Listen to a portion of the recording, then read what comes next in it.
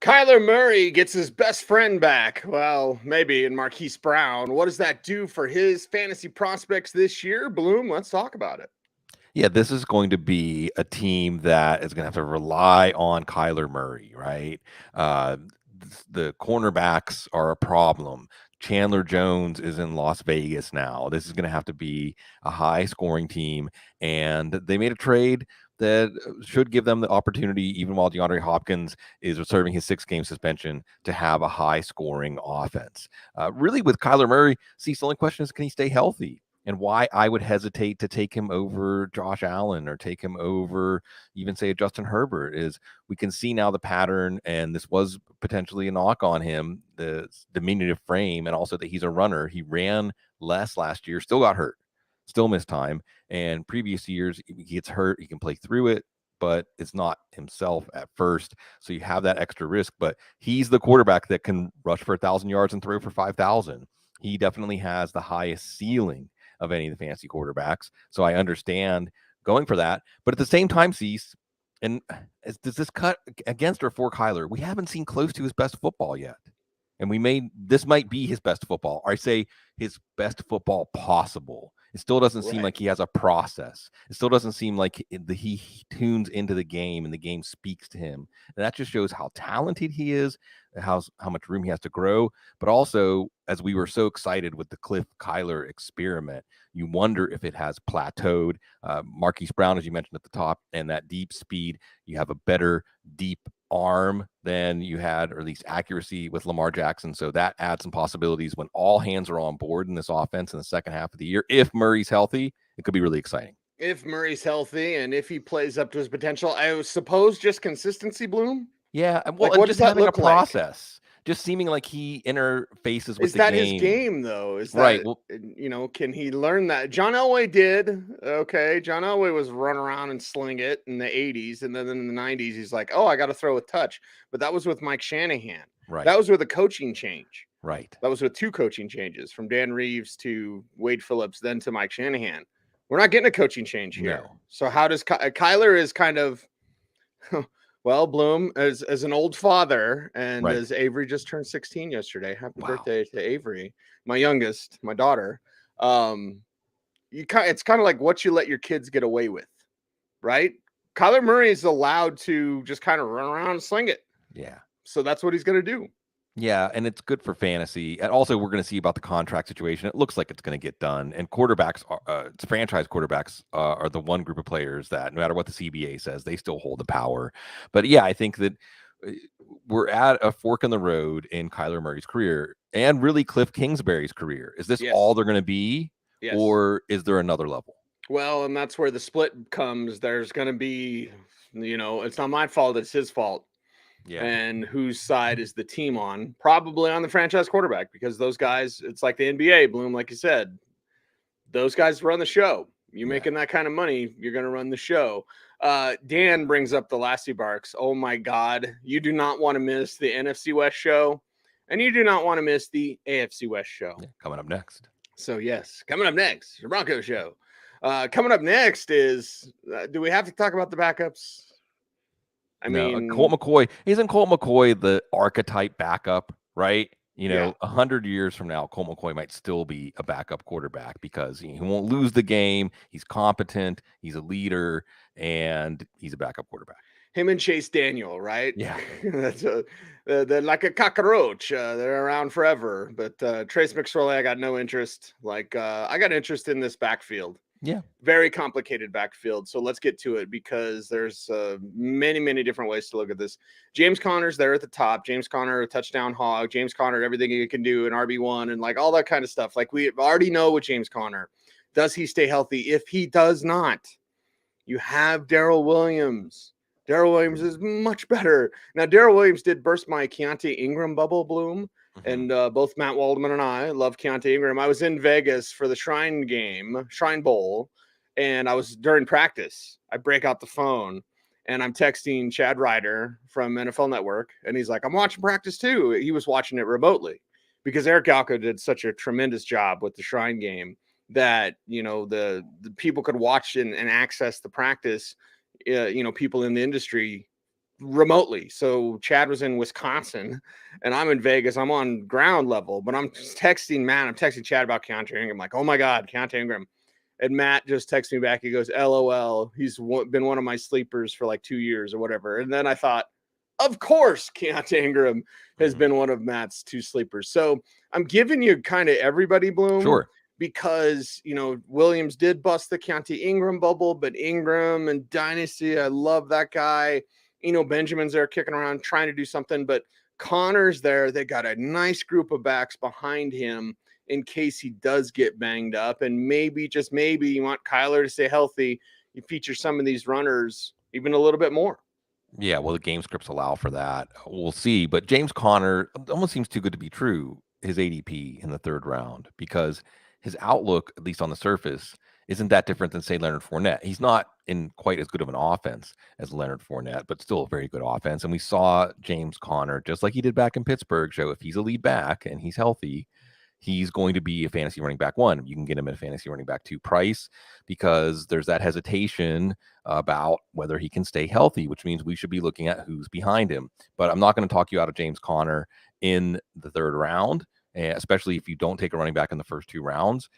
But I don't think it's clear who the backup's going to be. Let's run this down. First, let's start with Eno Benjamin.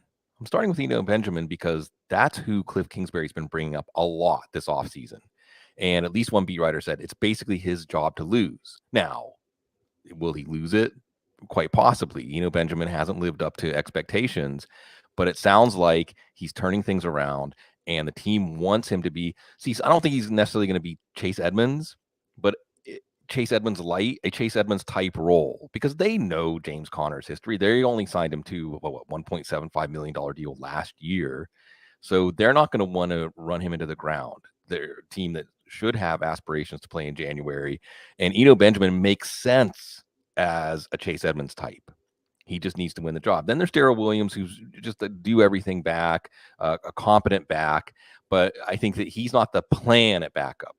He is the fallback plan at backup if Eno Benjamin doesn't rise to the occasion. Then there's Keontae Ingram, who highly recruited back, a good back, a back that has some potential. Certainly, he fits under the preseason watch list heading as somebody that maybe not for this year. Before Darrell Williams was signed, we thought, well, there's a path for him to have value, and maybe injuries could get him there anyway. Maybe more of a practice squad guy.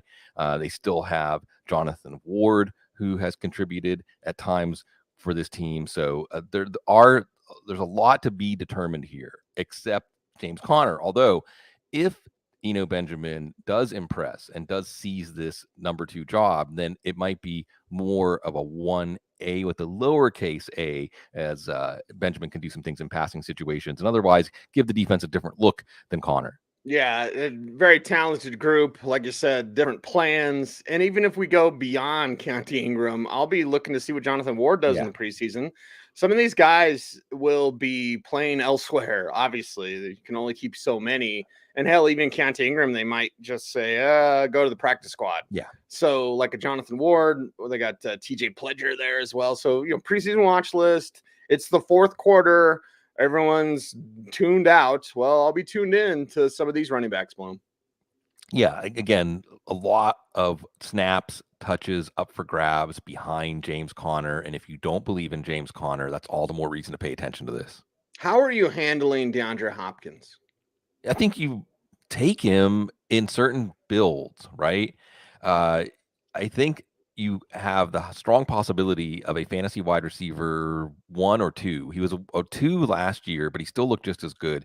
Now you add Marquise Brown, you lose Christian Kirk. So, that's a wash. We'll see what happens with, someone like Rondale Moore Zach Ertz has been added. So we don't have Hopkins with as high of a ceiling as he had, say, 2 years ago. But certainly he's a player that if you get 10 games of healthy DeAndre Hopkins this year, he's a value at 6th, 7th round ADP, wherever he's going. But he doesn't fit in every team build. I mean, you might really want to let somebody else build around the idea of who can I find for the first 6 weeks to paper that over until Hopkins comes back. But I think that the rumors of his demise have been greatly exaggerated. He didn't look like someone headed for the cliff. Yes, the PED suspension gives you a little bit of pause, but I think Hopkins has done enough to fall into that group of wide receivers who tends to age more gracefully.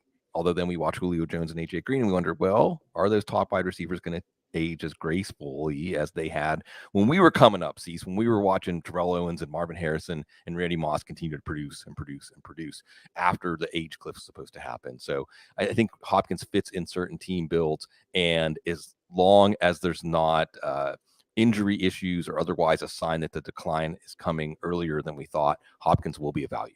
Fantasy football's not love. It's not forever. Okay. Yeah. It's about windows. And Bloom, I had this idea. Maybe the data's already out there, so I'm going to sound like a buffoon, like Cliff Kingsbury.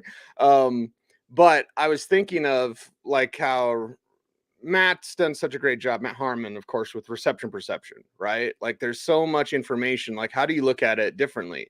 So I was like, someone should go over the schedule, not doing strength of schedule, but doing like, if this is your window, if this is your window with DeAndre Hopkins, it's almost like a fantasy points per game look, which is out there, obviously in projections and all those sorts of things. But I'm like, if you can capture this window, what is that worth? It's almost like ADP, strength of schedule, like all this stuff combined and looking at it. But I think that's how you should train your brain when dealing with these players that are superstars, but maybe going to miss a little time.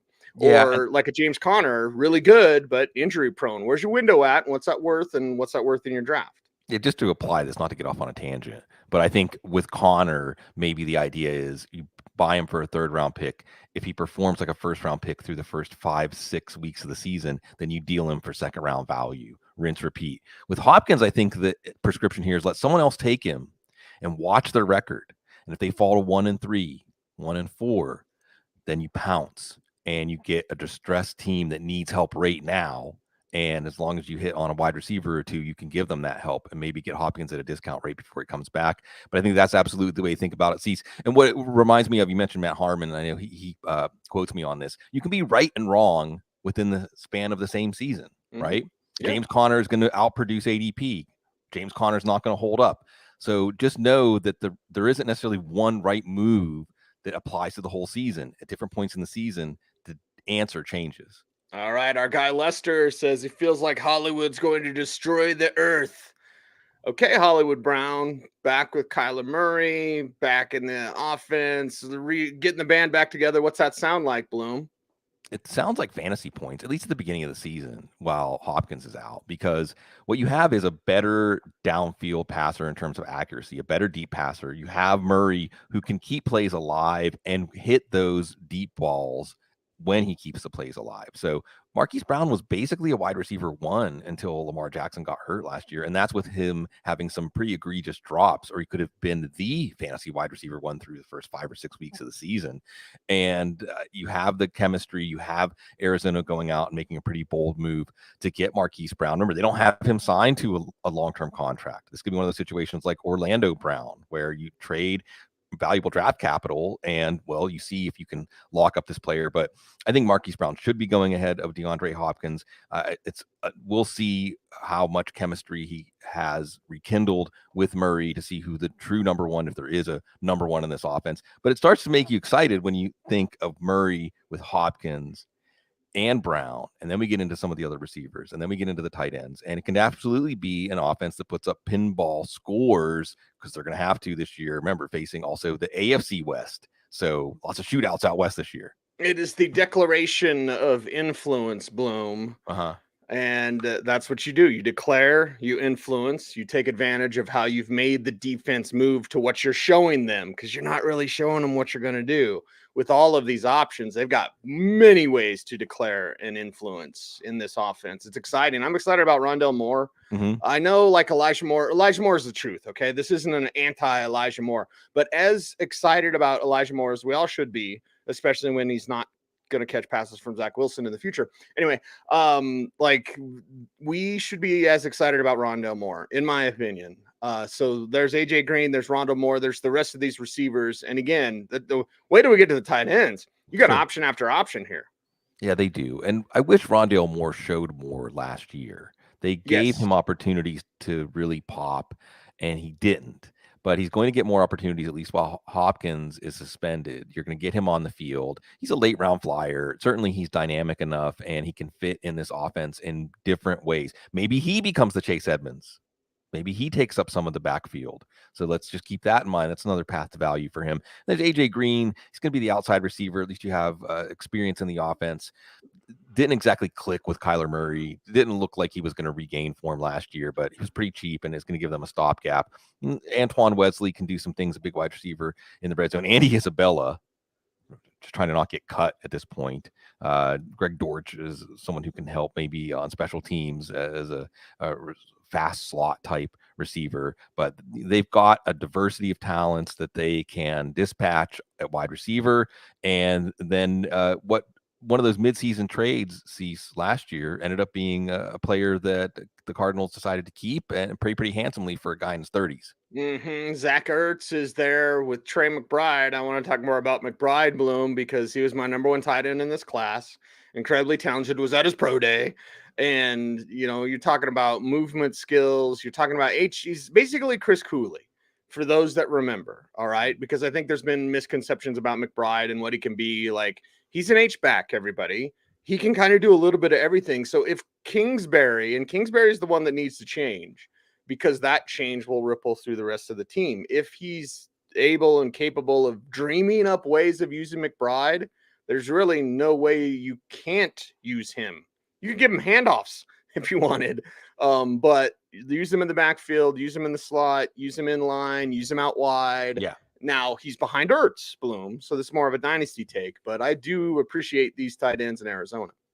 Yeah, Ertz is going to be the guy to begin the season as maybe the number one red zone target and maybe the number one target, maybe leading this team in receptions until Hopkins comes back. So again, maybe part of your plan here is take Ertz and Hopkins, right? Ertz gives you someone who could be a top 5 fantasy tight end until Hopkins comes back. And then Hopkins gives your lineup that boost once Ertz is back, especially if you have somebody in your back pocket, Irv Smith, Brevin Jordan, whoever that you think is going to be a hit later on at tight end. We see Ertz's numbers in the second half of the year, and that's without any ramp up with Murray. Right now, you have this team committing to Ertz, and you have a whole offseason for these guys to get their thing going. And Ertz will definitely be the classic security blanket. McBride, as you said, Cecil, you can do a lot of things with them. And when you combine Rondale Moore and Trey McBride, and how you can mix things up with 2 tight end sets, how you can mix things up with 3 wide receiver sets, how you can motion players around, like you said, Cecil, force the defense to declare. There could be a lot of fun here. But again, with the Cardinals offense, we always want more. Max Williams was helping out last year. He's the last tight end in this picture, had that tough knee injury, but looked like he was going to come on last year and finally be maybe fantasy relevant, showing the value of the tight end position. So he'll figure in somehow. But with Arizona, I think this is exciting for fantasy seats, because I know this sounds like one of those Yogi Berra isms, but they got to outscore the opponent, and that's going to mean scoring a lot of points this year. Yogi Bear makes me feel nice. Yogi Philosopher. Yes, exactly. But it does make me think of Pat Shurmur. Sometimes you don't score a lot of touchdowns. Yeah. Makes me think of Vic Fangio every day. Every day. All right. Off and rolling on the NFC West in the preseason watch list, and the Rams won't repeat as Super Bowl champions. Feel fairly confident in saying that. But what does Allen Robinson look like with the best quarterback he's ever had? We'll talk about it next.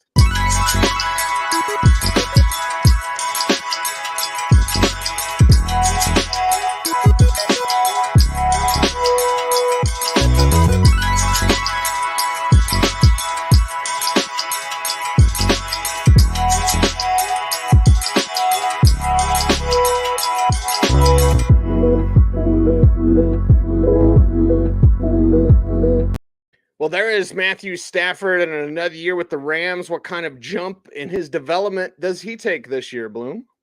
It could get even better. As Matt Waldman advised us, let's watch having an injection in your elbow before the summer for a quarterback. The last elbow we can remember that was a problem was Ben Roethlisberger. So just want to see signs that they're not too cautious with Stafford. But otherwise, again, with fantasy quarterback deeper than ever, you can get Stafford 11th, 12th, 13th quarterback, and especially in leagues where you get a little bump for passing quarterbacks, 300-yard bonuses, long touchdown bonuses, 5-6 points for passing touchdowns, point per 20 passing yards. Stafford gets a bump in all those formats. So, and the other question, I guess, is just does he lose a little bit of edge after he won a Super Bowl? But I don't think so. I think that he actually probably felt a weight lifted. So hopefully we don't have to talk more about John Wolford during the season, Cease, but we'll talk about him right now. Yeah, we'll talk about him right now because, again, we're watching Stafford and we're monitoring that situation with his elbow. And then, there is Wolford. And, hey, thanks. Let's go. Bryce Perkins there, too. They got some running ability. Cease, remember not that long ago when there was a debate whether Wolford or Goff would start a playoff game? Right. So, Sean McVay, things have gotten a lot better for him, for the Rams, and things will stay good for us as long as we don't see Wolford this year. Yeah, we've been everywhere with this team, and we've been everywhere with these running backs. Does it just seem like Groundhog's Day with this running back situation? Sans Sony Michel, but here's Cam Akers. Here's Delaware Henderson. We'll get to the kid in just a little bit, but Akers, Henderson, rinse, repeat, Bloom. If these guys are healthy, we kind of know what to expect. Well, we know what we were expecting last year before Akers tore his Achilles, right? We were expecting Akers to be the lead back. And Henderson, while he continues to have usefulness, showed last year in the absence of Akers that he's not a lead back. He's not going to hold up as a lead back. So Akers, now fully healthy, we saw a little bit of him inefficient, but it was still pretty inspiring to see him come back so quickly from that Achilles tear. Fully healthy Akers. And remember, the Rams weren't able to have their full running game installed. McVay's offense leverages a lot off of the running game. It had to really be a lot simpler with Sony Michel, who performed admirably coming to the team on the eve of the season. But Akers is a 3rd or 4th round pick, could make your draft. Could make your draft just because this is going to be a prolific offense. Even if all he does is just get the carries when they're leading in the second half, get those touchdown to finish drives. He's a good receiver out of the backfield. If he is the lead back in the Rams offense and he plays 17 games, he's going to be a value at his ADP, but we haven't seen him do it yet. So that's why you get that discount on a potential lead back. But won't surprise me, Cease, if 3-4 weeks into the season, he's a fantasy running back 1 and looks like he should have went in the top 15 or 20 picks of your draft. Also won't surprise me if we see Akers get dinged up and it becomes an Akers, Henderson, maybe even a 3rd running back in this picture. Yeah, maybe. And I was complaining. Anytime you take a return specialist from Division II that can't catch, but he ripped up Florida. And I looked at the Broncos backfield because it is a Broncos show, Bloom. And I was like, you could have drafted Kyron Williams. Like, seriously, you could have. I think Jerome Ford was on the board. It was around that 5th roundish range, right? And so the Broncos take Montreal Washington, who's the nicest kid ever. But I'm like, you don't need a return guy from Division II that can't catch. You need a better backfield behind Javonte. And, well, then they signed Melvin Gordon. And I'm getting ahead of myself, Bloom. Right. But Kyron Williams is there. Now, yeah. Matt Waldman and I have a great debate over certain running backs. And what's funny is, like, when we debate running backs, sometimes both of us are wrong. You know what I mean? Like, I like a guy, he doesn't like a guy, he likes a guy, I don't like a guy. I think of Mikel LeSure, right? The first motorboat rookie of the year. And it's like we were both wrong about him. But anyway, so, like, well, I guess no. Yeah, we were both wrong about him. Anyway, Kyron Williams, we do have a debate. So Matt and I will continue to debate that as the year goes on. But I like Kyron because he can do everything. You don't need to take him off the field. As a runner, as a receiver out of the backfield, he's a fluid athlete. I like his movement. Is he a little robotic? Yeah, maybe that's a problem. But I'm going to be watching in the preseason to be sure. Jake Funk has talent. You know, Xavier Jones, it's like he's got jackhammers for legs that just attack the ground when he runs and he changes direction. So I want to see these guys in the preseason and see what the pecking order is like behind Henderson and Akers. Yeah, we could always get down to the 3rd string running back pretty quickly in this backfield. Oh, yeah. Williams is a useful back, maybe not a high ceiling back, but again, in this offense, we might only need a useful back to have fantasy relevance depending on injuries. Jake Funk hanging around. Xavier Jones at one point was set up to be the backup in this backfield before he got hurt, and they liked him and brought him in as undrafted free agent. So there's some things to sort out here. I know that the Rams will be disappointed if Williams isn't the number 3 going into the season, but Funk and Jones can have something to say about that. And remember, they're more experienced in the system. Yeah, the Cooper Kupp take is pretty easy. Take him number 1 overall. Like, yeah, take him number 2 overall. I got him at 2. Oh, yeah, fine. All right. If you're in your top 5 picks, you're not taking Cooper Kupp. Why are you playing fantasy football? So that's not the interesting take, Bloom. The interesting take is, what does Allen Robinson do? Right. And Kupp, like you said, you take him even number 1. Certainly, you take him for his floor as much as his ceiling, even if defenses adjust. And he isn't open as often. You still see that high floor, and we just always have to keep Kupp in mind. See, so we're going to cite Kupp for years whenever a team gets a new quarterback. Who's the potential Cooper Kupp on the Broncos? AFC West coming. It's coming. So we always have to look at that. Allen Robinson, well, same kind of analysis, right? He has a new quarterback. And the question is, do you think that Allen Robinson fizzling out with the Bears last year was because of the Bears, because just how can you really play all out on that Bears team? Or do you think he's starting to decline? The Rams don't think so. The Rams personnel decisions have been pretty good lately. So I'm going to put that chip on Robinson, say 4th round, 5th round. Sky's the limit, especially if defenses are going to go in and say, well, we can't let Kupp beat us. And we saw what Robert Woods did as the number 2. We saw what Odell Beckham did as the number 2. There's no reason to think that Allen Robinson can't do that. It makes this offense very exciting. And see, as we go down the depth chart, more excitement and more elements that can keep defensive coordinators up at night when they know they're facing the Rams. Yes, more toys for Sean McVay to play with, right? And scheme with, and mad scientists and all that kind of stuff. There's Van Jefferson. Tutu Atwell. You could do some Isaiah McKenzie stuff with Tutu Atwell, maybe even a little bit more. I love Warren Jackson. Dude's huge, got a huge wingspan. You got to get him in the red zone. So it's preseason watch list, and Warren Jackson probably won't make the team, but still, I'm going to be watching super crazy deep dynasty. Like, maybe that guy gets a shot eventually, What is it about big receivers that the league didn't like for a while? I know Warren's younger than like an Allen Lazard, whatever, but there was a time when if you're 6'6" and you had a wingspan like a garage door, 2-car garage, then the league wanted you. And then guys like Jackson falling undrafted. Anyway, backup receivers and lots of interest here. Yeah, and variety, right? Van Jefferson, think of him as the classic injury upside play, but a wide receiver. He looked like a player on the verge of a breakout last year, but with Allen Robinson coming in, his role isn't necessarily going to increase. But if Kupp or Robinson go down, look out. Jefferson's an every week fantasy play, and for best ball, he still has some value. Tutu Atwell even has some best ball appeal. A lot of buzz this offseason that this is a 2nd round pick, okay? High priority. And again, we talk about these guys. It's wonderful the NFL can take these players that would have been undersized in a different era, but the way the field is spread out and the way that speed on jet sweep motions and other plays designed to use that speed to keep the defense off balance, then you're going to see more Atwell, not necessarily at the expense of anybody. It might just make the pie bigger. It could lower the upside if these guys get used, including Jacob Harris, who I had under wide receiver. I think they announced him as a tight end, wide receiver, tight end tweener, size and speed. Got a season-ending injury last year, so we're going to see how he's going to do in recovery. They loved him. Remember, this was the guy they said was a personal project, I think, of Sean McVay last year.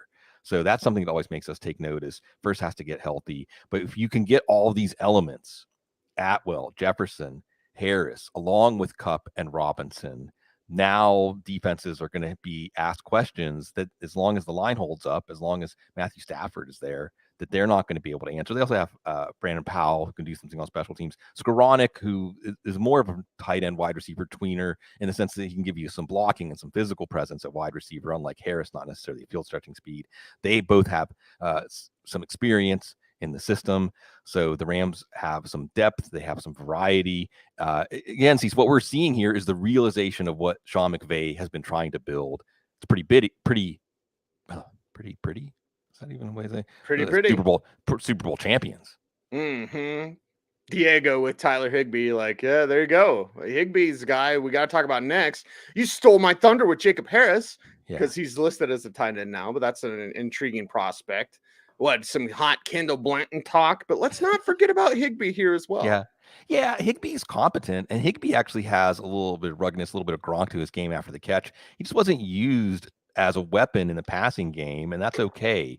I think that you still see him as somebody as a by injury, emergency tight end at worst. Remember, he had that knee injury that caused him to miss the Super Bowl, so we have to watch him going into training camp to make sure he's healthy, but he's really cheap. And see, first string tight end who's on the field in a good offense as much as Higbee is, that just seems like stealing getting him as your number 2 tight end late in your draft, especially if your draft plan, you're getting to the late part of your draft, you don't necessarily have a tight end you can count on yet, then Higbee is your emergency plan there, and he elevates this offense, even though it doesn't necessarily show up on the stat sheet. Blanton, as you said, filled in pretty admirably for him. They have Bryson Hopkins, who's more of a receiving tight end, maybe seen as more of a replacement for Gerald Everett, hasn't quite worked out yet. But the Super Bowl champion Rams have a lot of things to look forward to this year. And for fantasy, yes, it might get even better. It might get even better. It is the Audible as we continue on through the preseason watch list. It's 32 teams, 32 episodes, and every skill position player that you want to know about. I know y'all have been waiting for this tea about Trey Lance. We'll get to the 49ers, and we'll do it next.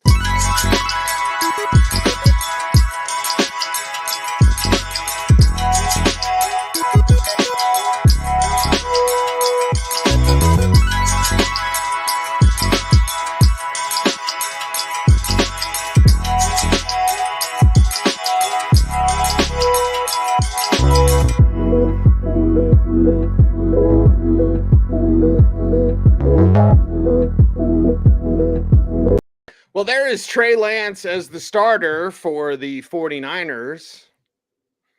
Yeah. Where do you want me to start, Bloom? Where do you want me to start? Jimmy Garoppolo's still there. We're recording this on July 21st in case Garoppolo's traded today or, so you're listening to this on August 1st or whatever. Like, okay, we recorded this on July 21st. As we sit here right now, Trey Lance is the starter. As we sit here right now, Jimmy Garoppolo is the backup. There are people around the league that think that they don't really want to trade Jimmy G. Not that they like Jimmy G, okay? I've heard different conversations. There is a conversation about Jimmy G could just be the starter if he's healthy. Sorry for your Trey Lance bubble. And I love Trey Lance, by the way, and they love Trey Lance. I want to make that very clear. I've also heard people suggest that maybe there is a quarterback by committee. Like it's Trey's the starter, but there's times when the Jimmy Garoppolo would have a package. I've also heard that their asking price is pretty firm. And that is something where we're going to see if someone gives them their asking price. Jimmy Garoppolo could be traded, Bloom. He could easily be traded, but it has to meet that asking price. And I don't think San Francisco is as eager to get rid of Jimmy G as some think. Now, know this, as someone told me, and I've shared this behind the scenes, I'll clean it up for podcast purposes.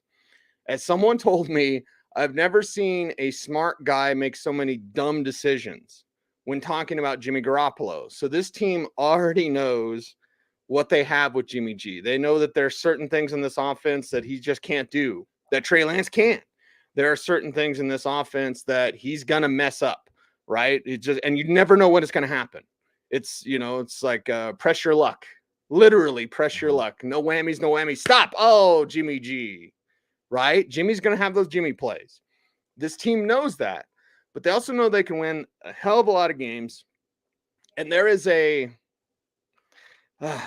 Bloom, there's another quarterback that is in this conversation. But before we get to him, let's talk about Trey and Jimmy. Again, Jimmy could be traded. It could be Trey's job, and Trey Lance has tremendous upside. And yes, he did have arm fatigue last year.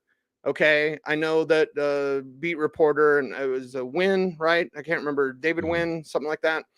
Greatest guy ever, athletic, I think. And he was like, I talked to a coach, and he said he's never, ever, ever heard of that, ever. That's a lie. That's a lie. That staff was concerned about arm fatigue with Trey Lance last year. So again, know where you're getting information from. And again, beat reporters are going to ask questions. Coaches are going to lie. Beat reporters are going to report it. And so it's not against the beat reporter. Okay. That's, if I'm against a beat reporter, I will tell you, trust me, especially if it's a Broncos reporter. Anyway. So when you hear this, like Trey Lance did not have any sort of arm fatigue. That's a lie. He did. And they were concerned about it this year. From what I've heard, that is not a concern at all whatsoever. So the changes and tweaks to his mechanics that they've made have worked. Trey Lance has worked very hard. When I'm talking about Trey Lance, it's not about the team not being excited. They're incredibly excited. It's not about him lacking skill. He's got a ton of skill. This offense can just burst, right? There's explosion of flavor that this offense can have when Trey Lance is the starter, when the kid understands the language. It's a very complex system where like 6 things can change based on one defender, right? So it's very complicated. Trey Lance is very talented, but his ADP's at basically where he's got to work out. He's got to be the guy. Well, this is going to be interesting to watch it unfold, Bloom. Yeah. In some ways, this feels like the Deshaun Watson suspension talk. There's a massive range of possibilities. You can cling to any item you want if you want to say this is what's going to happen, but nobody really knows what's going to happen. Okay. Jimmy G could get released, $24.2 million. Everybody might outweigh the 49ers. Jimmy G could end up starting week 1 and everything in between. He could get traded. Okay. We've heard the Browns at least talked about trading for him. We don't know if that before they traded for Watson, they talked about it after. Are they going to be open to it? Maybe if Watson's suspension, right? It's even tied into the Deshaun Watson suspension. Just know this. And Cecil, I'll slightly disagree with you in that Trey Lance's ADP still allows you to tolerate the risk that Jimmy Garoppolo is on the team week 1 and starting. Because Trey Lance, as the starter in this offense, you can go over it again, the one running quarterback we've had in a Kyle Shanahan offense with Robert Griffin III, he had a very underwhelming cast around him. Obviously, in hindsight, he had not digested the scheme, right? Robert Griffin III had not internalized the scheme. No, and then in the second year, instead of internalizing it, he went to Mike Shanahan and said, I don't want to run these plays. And he had like a group of 20 plays, and Shanahan's like, that's not put in Kirk Cousins. Yeah. So Trey Lance as the quarterback in a Kyle Shanahan offense with Trent Williams and Alex Mack, with Kittle and Ayuk and Deebo Samuel, with a running game that is keeping defenses off balance, can be a top 3, top 5 fantasy quarterback. He can be a league winner. So I am still seeing him outside of the top 10 quarterbacks, or maybe just within the top 10 quarterbacks. So the risk is priced in, and we shall see. And Jimmy Garoppolo, we know what he can do. And then there's the other quarterback, like you said, Nate Sudfeld, who just hangs around the league as a competent backup, or at least one that coaches seem to believe is competent, even though we haven't necessarily seen it on the field. Bloom, there is the other quarterback. That's not the T. The T in Sudfeld, and I like Sudfeld, but whatever. I will say this, and again, I could be totally wrong, whatever, Lassie Bark, whatever you want to say. It is my personal belief.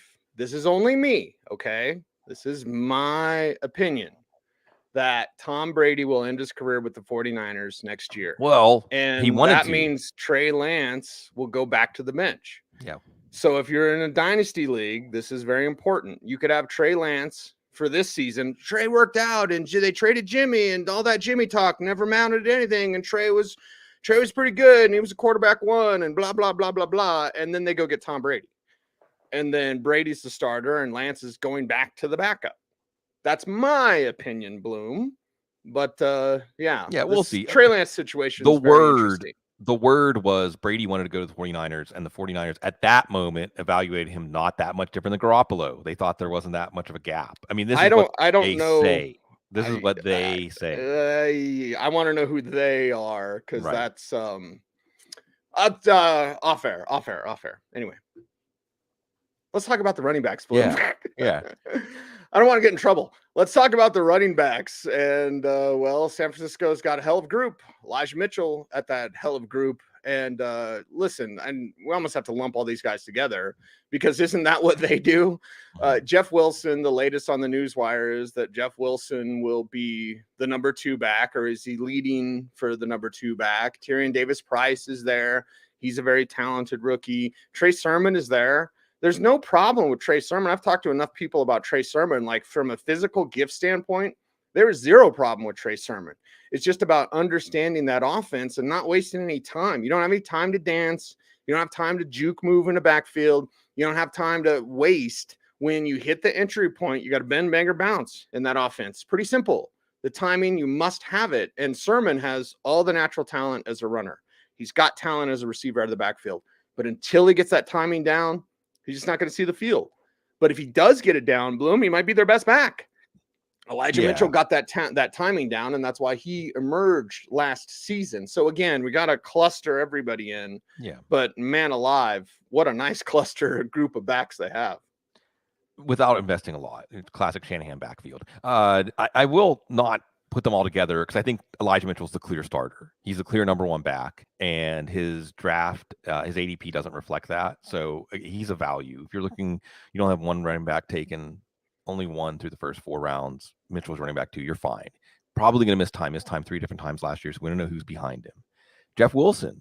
And remember, Jeff Wilson wasn't healthy last year. Wasn't really healthy at any point last year. So we see this item right on the eve of camp that he is the backup. Matt Barrows, who's been covering the team forever, says he's the backup or would be the backup. And I think that gives us a chance to frame the Tyrion Davis Price pick as more about Sermon.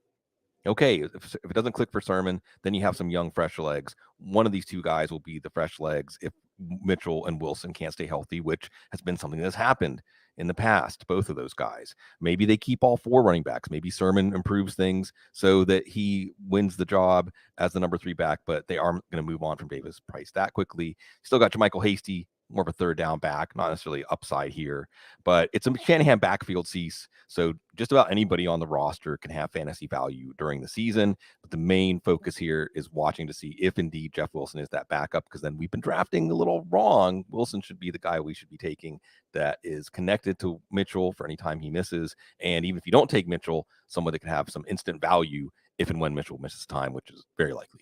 Isn't it funny how Kyle's carried on the tradition of his father, Mike, where it's like making fantasy GMs have headaches over running backs for years and years and years, decades. This is just a ploy to motivate fantasy players to study harder. Yeah, Tatum Bell. Tatum plays fantasy, Bloom. He'll text me about fantasy advice. I was like, getting text from Tatum Bell. That's cool. Oklahoma State Cowboys, baby. There you go. Are they going to kiss and make up with Debo? Like, part of the Jimmy conversation, and this is where Jimmy Garoppolo comes back into the conversation, is they need money. They don't have money to sign Debo. They want to sign Debo. Debo doesn't want to run the ball like he did last year. And Debo is very talented, but just from people in the know, like, he's just tip of the iceberg. He doesn't even know what he's doing yet, right? He's like Dante from Clark's. I'm not even supposed to be here. Like, he will run the wrong route. He will go the wrong way on a play. He'll do all these different things, and it'll work. So imagine what happens when Debo is more well-versed in what they're wanting him to do. Maybe they're wanting him to do things a little bit differently because he wants to do things differently. The Debo situation is very, very complicated, and fantasy GMs are, well, very puzzled at times. Yeah, I think the puzzle here is just whether to take him at ADP that reflects what he did last year. And like you said, Cease, there's a little bit of risk that maybe he's not as big of part of the backfield. How much of that was necessity? How much of that was just how much value he adds as a runner? You know, we can split the difference. Samuel still has a very unique profile for a fantasy wide receiver. I still don't know if I would take him in the second. If he falls to the third, I'd start to think about it. But I think we have to still project this offense as if Trey Lance is the starter. And I think that means fewer pass attempts, maybe a slight increase in efficiency, but Jimmy Garoppolo was pretty efficient in his pass offense. This pass offense sets up the quarterback for efficiency. So Trey Lance is going to run, right? Those rush attempts have to come from somewhere, probably from the passing game, and that's okay, but it lowers the ceiling of Deebo Samuel. It makes Brandon Ayuk more of a best ball hit or miss play than somebody you can count on week to week. And while this will help this offense be successful, this is probably not a passing game that's going to create overachievers.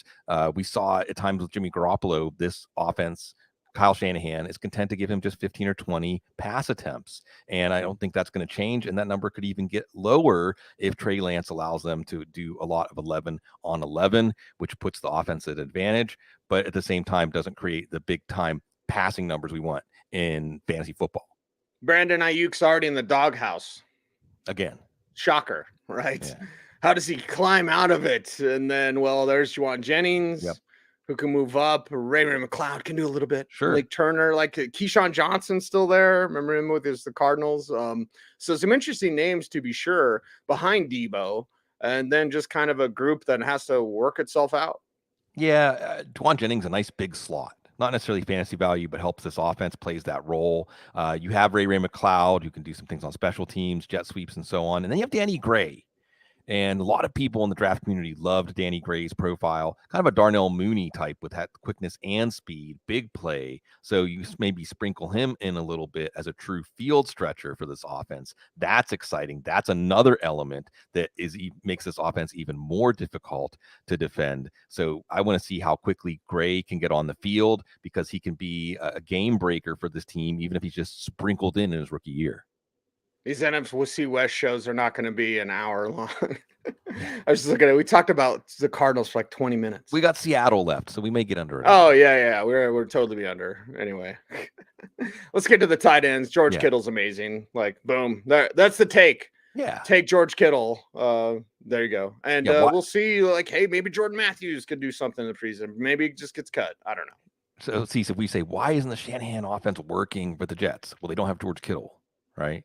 And Kittle, again, with pass attempts likely going down, only one ball, Kittle's a boom bust play like he has been. And maybe the booms aren't as big. Maybe the floor games are more frequent, but his ADP reflects that, right? If I can get George Kittle in the 4th round often, okay, well, then it's baked in, and you still have those weeks that he can win your week for you. Injuries can happen. He can be back at the focal point of the passing game again. So just out of respect for Kittle, I think that absorbing a lower volume pass offense and a pass offense that has 2 other excellent targets, I'll take that chance. You have Werner, Dwelly, Werner more of a blocking tight end. And hey, sees the trend of wide receivers becoming tight ends. Jordan Matthews, remember that happened? He's still on the roster as a tight end. So maybe Seattle will pick him up. They never can have enough tight ends over there. Yeah, and I don't know those teams trading, but they always trade players, but not actually via trade. Right? It's just somebody gets cut. Oh, we're going to take him or pluck him off the practice squad. They're all very picky. They're very finicky in the NFC West. Okay, that is a wrap for the 49ers. We've got the Seahawks left. So the hot Geno Smith or Drew Lock or somebody else battle. We'll talk about it next.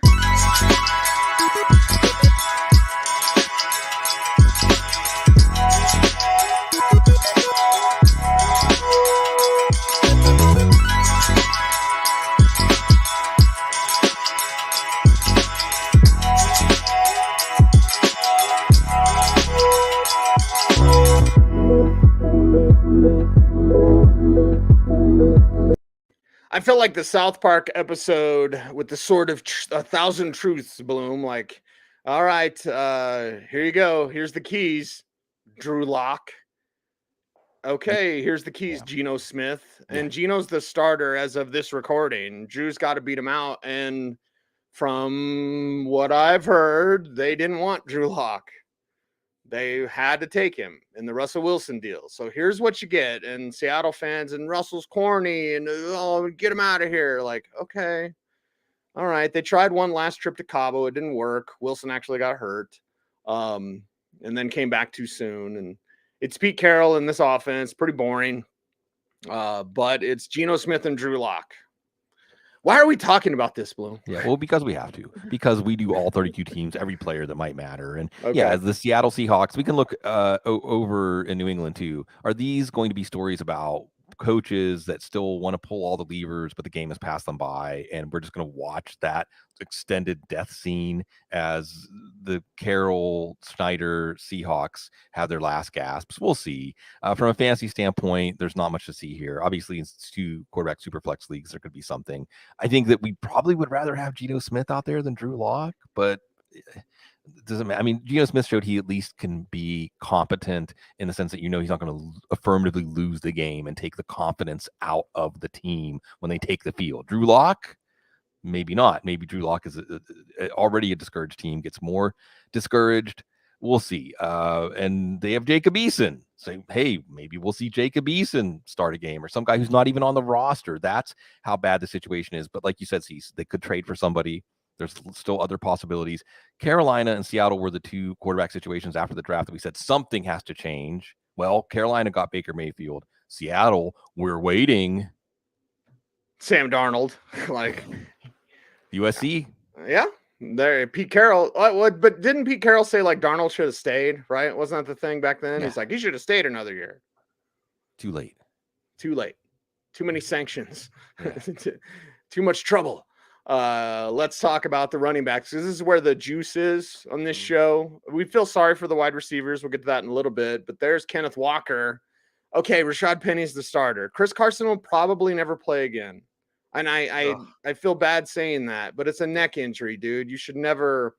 It ended Sterling Sharp's career. It ended Al Wilson's career. It ended Eric Dickerson's career with the Falcons for 3 games. Like, it just you don't mess around with a neck injury, man. Not in this game.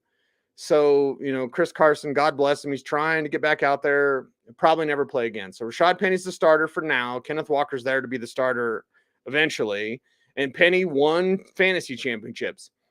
He's got talent. First rounder, San Diego State Aztecs, baby. But there's those injury concerns, Bloom. Yeah. And it's priced in again. You could take both Seahawks running backs. And actually, that might be kind of ideal because you said that's the juice. That's where the alignment is with the team philosophy. We saw what Penny could do against some overmatched teams that were just playing out the string. But you did see Penny finally look like a first-round pick. You can take both of these guys. And Penny, if he's on track to get 20 carries a game, as long as he's healthy, then you're going to have a starter for your fantasy team, right? Because if Penny's not healthy, then you have Walker. With Penny, I guess my hesitation is, and look, he's a value to get a running back who's slated to get 20 carries a game, injury history, whatever, and getting him in the 8th, 9th, 10th round. That's a value. However, see, when I go back through the animals of fantasy football, taking up space in my brain that other more important things should be taking up. How many times has a player like Penny worked out? How many times have we watched a player get hurt time after time after time and then finally put together a good month? And that's the player. That's the new player. Look, Seattle only signed him to a 1-year, $5 million deal. And they drafted Walker after they signed him, right? So what does that tell you about internally what the Seahawks think long-term? Well, Walker's their guy. Short-term, it's up to Penny to stay healthy. Again, I'm okay with taking both, but I think if you have to take one, depends on your team build. If you already have 2 good running backs, by the time you get to that part of your draft, probably take Walker and wait and see what happens. If you're going 0 running back, do the opposite, upside down, or you only have taken 1 running back through the first 6 or 7 rounds, then maybe it's Penny and see how long we can make this thing go. And maybe for Walker, again, on your Windows theory, if Penny comes out of the gate, stays healthy, and controls this backfield, watch Walker. Walker can force himself into this. Walker's good enough to force himself into this, okay? Yes. But if Walker doesn't do that, then maybe we trade for Walker 3-4 weeks into the season, knowing that the other shoe will drop injury-wise eventually with Rashad Penny. There's no doubt with that natural talent. Walker's my number 1 running back in this class. There's no doubt, Bloom, that he will be fantasy relevant. It's just when. Yeah. When and how much? Is it in the fantasy playoffs because Rashad Penny got hurt in week 12? Yeah. Is it week 1 because Rashad Penny got hurt in the preseason? Like, yeah. Like, Kenneth Walker's that dude. He can play. He can play. Yeah. Pick him up, people. Pick him up and love him. Love him. DJ Dallas, Travis Homer. Right. Okay. Useful backs. Yeah. Darwin Thompson. Darwin Thompson's there. Yeah. Yeah. Another life for him. So they have these guys to fill some cracks, but they're not that lead back, the power back, the 20 carries a game back. And hopefully the Seahawks don't have to turn to them this year. Dude, you're right. We are going to get in under an hour. Yeah, it's the Seahawks. It's the Seahawks. There's nothing to see, people, as I go Officer Bar Brady on you. And DK Metcalf, get your money, dude. Because the league will use it against you. The league doesn't care about the players. They don't. We really care about no. If the NFL, and this is a little note about corporations, Bloom, if our YouTube overlords will allow it, they don't care about you. Okay? So when the league says we really care about this, they don't. Okay? Because if DK Metcalf, let's say, he's like, I'm just going to play on my last year and I believe in you guys and you guys will take care of me. He's going to go out there. He's going to have 900 yards receiving this year. Right. struggle with Drew Lock or Geno Smith. And then the Seahawks are going to be like, yeah, you're not worth it.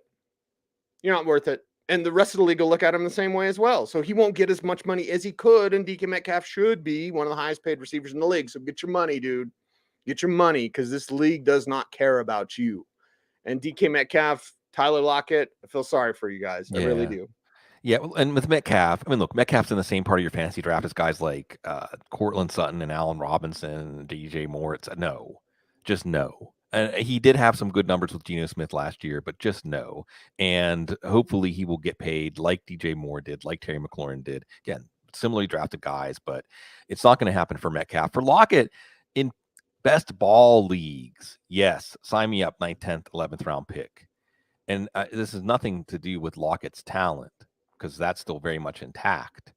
And, maybe could Tyler Lockett be a midseason trade candidate for how much he's getting paid? I don't know, because does it make sense for this team to have this much money if they sign Metcalf, this much money tied up at wide receiver, considering what they focus on the offensive side of the ball? I don't know.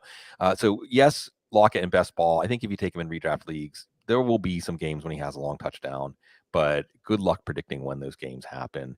And then, again, you really wonder about this team, right? I mean, they emphasize running the ball, but they take Charles Cross, whose strength is pass blocking, at the number 9 pick, probably going to start day one as a left tackle. They take D. Eskridge last year in the second round, he barely get on the field last year. Now, how's that looking? So we look further down the list and we see investments that show confusion on what this team is about. And it really makes you wonder if they're going to completely turn the page from the Carroll Schneider era, although this is also a team that doesn't have strong ownership right now. It doesn't have ownership. Maybe this team could be sold soon. So that also leaves things in limbo, which is why we're going to get in under an hour. Yeah. Thank God for Walmart, I guess. It is a Broncos show, but like I've been through that bad ownership stuff, man.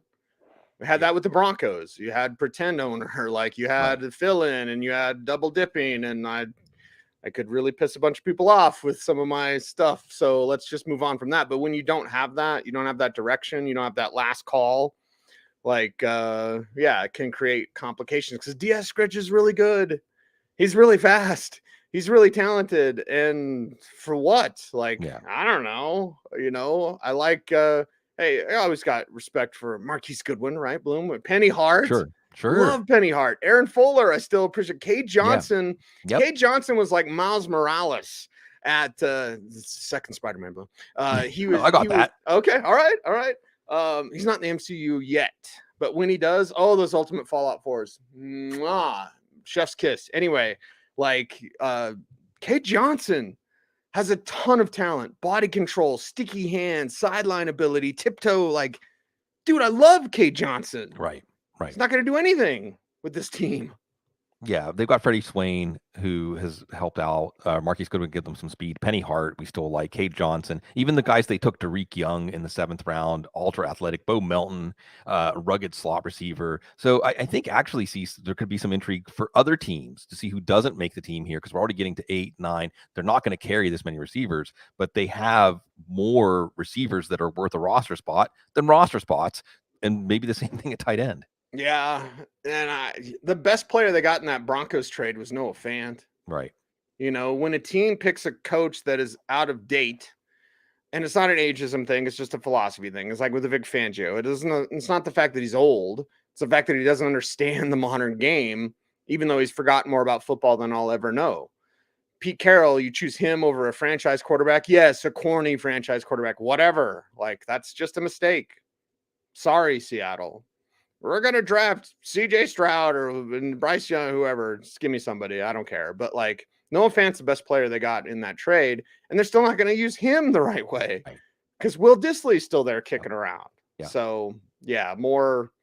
And they like Colby Parkinson, too. So, again, this isn't going to be a robust passing game. They've got at least 2 tight ends they want to use, and they've got some talented receivers. But,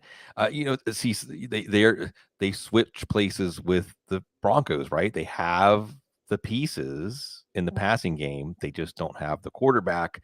So backwards, forwards, snake eating its own tail. I don't know, but I know it's a Broncos show. Finally, next. Look at you with that tease. That's awesome. He's Sigmund Bloom, Follow him on Twitter at Sigmund Bloom. The show is at the Audible, and I'm at Cecil Lammey. And that's right, everybody. The preseason watch list concludes.